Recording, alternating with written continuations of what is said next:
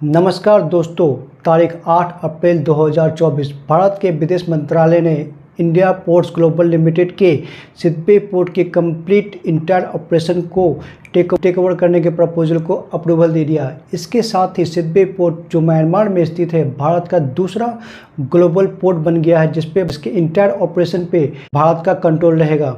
इससे पहले भारत का पहला जो ग्लोबल पोर्ट है वो शहीद बहिश्ती नेशनल पोर्ट चाहबार ईरान में स्थित है।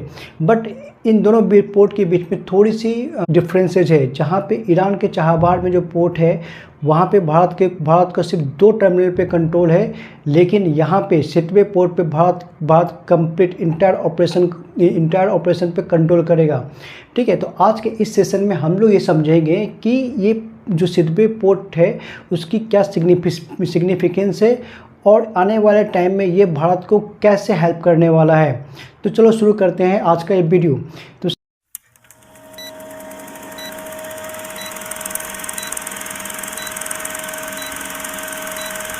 सबसे पहले हम ये समझते हैं कि सिदबे पोर्ट है कहाँ पे। तो सिदबे पोर्ट जो है वो म्यांमार में स्थित है और वो जो है रखाइन प्रोविंस म्यांमार में पड़ता है।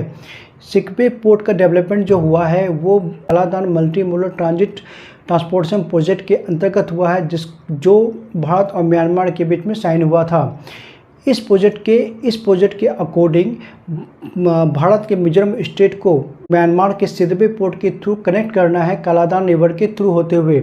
जब ये जो प्रोजेक्ट शुरू हुआ था, इसको शुरू करने के लिए भारत ने ही म्यांमार को $500 मिलियन का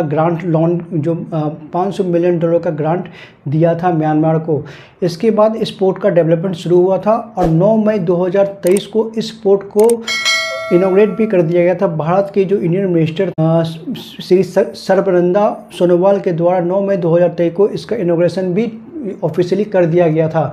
इसके बाद भारत के कलकत्ता पोर्ट से एक जो ऑलरेडी जो शिफ्ट पोर्ट है वो वहाँ पे जा भी चुकी थी। इसके बाद आईपीसीएल मतलब इंडियन पोर्ट्स ग्लोबल लिमिटेड है, उसने एक प्रपोजल भेजा कि भारत के विदेश मंत्रालय को कि इस पूरे पोर्ट को हम लोग जो ये ऑपरेशन है, इसका पूरे पोर्ट का एंटायर ऑपरेशन हम लोग टेक ओवर कर लेते हैं। ठीक है ना। इसके बाद इस पूरे पोर्ट का टेक ओवर भारत सरकार ने कर लिया है। ठीक है, अब क्या होगा, अब इस टेक ओवर होने के बाद क्या होगा, इसका पूरा ऑपरेशन जो सिदबे पोर्ट का पूरा ऑपरेशन है वो भारत सरकार ही देखेगी। और ये जो पोर्ट है, इस पोर्ट को जो डेवलपमेंट करने का जो नेक्स्ट जो काम होगा वो भारत सरकार ही करेगी।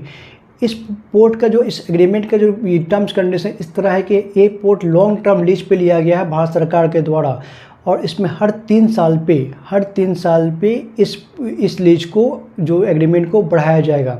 ठीक है, अब इस पोर्ट का वैल्यू जो सिग्निफिकेंस क्या है भारत के लिए वो समझते हैं।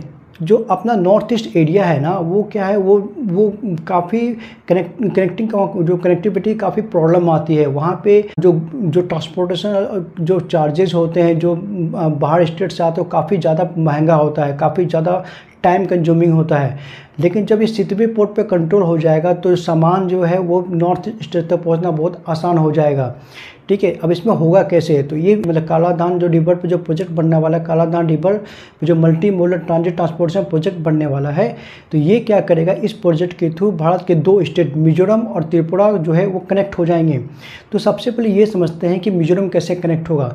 तो मिजोरम का रूट कैसा रहेगा, तो मिजोरम के लिए क्या होगा, जो कालादान रिवर पे म्यांमार के सिदबे पोर्ट से म्यांमार के प्लेटवे के बीच में 158 किलोमीटर का एक वाटर रूट बनेगा, मतलब एक नदी का रास्ता बनाया जाएगा।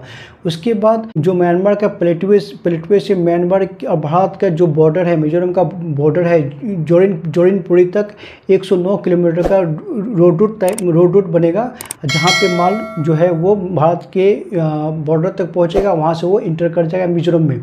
ठीक है, इससे क्या होगा, जो लॉजिस्टिक जो खर्चा है और जो ट्रांसपोर्टेशन का टाइम वो काफ़ी कम हो जाएगा नॉर्थ ईस्ट तक पहुंचने के लिए। दूसरा जो स्टेट है जिससे इसको फ़ायदा पहुंचने वाला है वो त्रिपुरा।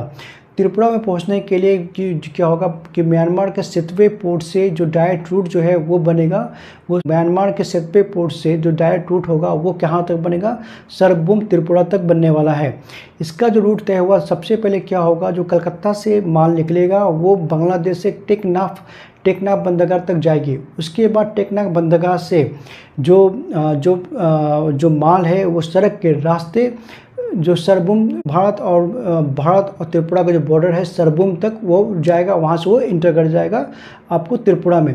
तो इससे भी क्या होने वाला है कि जो टाइमिंग जो है, जो लॉजिस्टिक का खर्चा और ट्रांसपोर्ट टाइमिंग काफ़ी कम हो जाएगा, रिड्यूस हो जाएगा। तो जो माल की सप्लाई है बहुत बेहतर तरीके से वहाँ पे नॉर्थ ईस्ट स्टेट तक हम पहुँचा सकते हैं, ठीक है ना।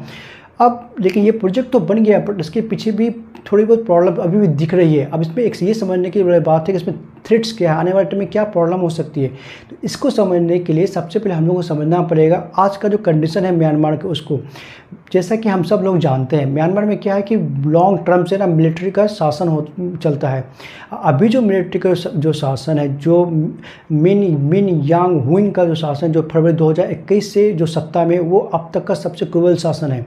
इतना उनकी जो क्रूअल्टी के विरोध में ना कि म्यांमार में सिविल वॉर चालू हो चुका है और छोटे छोटे ग्रुप्स जो है वहाँ पे आंदोलन कर रहे हैं और जो मिलिट्री आर्मी है उसके खिलाफ वो लड़ाई लड़ रहे हैं। अब ये रखाइन प्रोविंस में जहाँ पे सितवे प्रोजेक्ट है उसमें क्या है कि वहाँ पे एक जो रिबेल ग्रुप है उसका नाम है अराकान आर्मी। अराकान आर्मी जो है वो जो है काफ़ी तेज़ी से जो आगे बढ़ रही है और आज के डेट में रखाइन प्रोविंस के कैपिटल से कुछ ही किलोमीटर तक बची हुई है। अब अगर ये अराकान आर्मी ने रखाइन प्रोविंस पे कब्जा कर लिया तो आगे इस प्रोजेक्ट का भविष्य क्या कोई नहीं जानता, क्योंकि अभी की जो मिलिट्री गवर्नमेंट है वो भारत सरकार को सपोर्ट करती है। बट जब ये अराकान आर्मी उस पर कैप्चर कर लेगी तो वो किस तरह बिहेव करे कोई नहीं जानता। तो वो सब कुछ डिपेंड करता है कि आगे का जो फ्यूचर बहुत कुछ डिपेंड करने वाला है कि वहाँ के सिविल वार की कंडीशन क्या रहती है। बहरहाल ये तो एक बड़ी खबर ये है कि भारत ने आज के डेट में भारत के पास 2 इंटरनेशनल जो पोर्ट है जिस पे भारत का इंटायर ऑपरेशन चल रहा है। इस वीडियो में हमने आपको बारे में सब कुछ बताने का कोशिश किया है। अगर आपको ये वीडियो अच्छा लगा हो तो अपने इस वीडियो को लाइक करें, शेयर करें, अपने दोस्तों के साथ जरूर शेयर करें। धन्यवाद।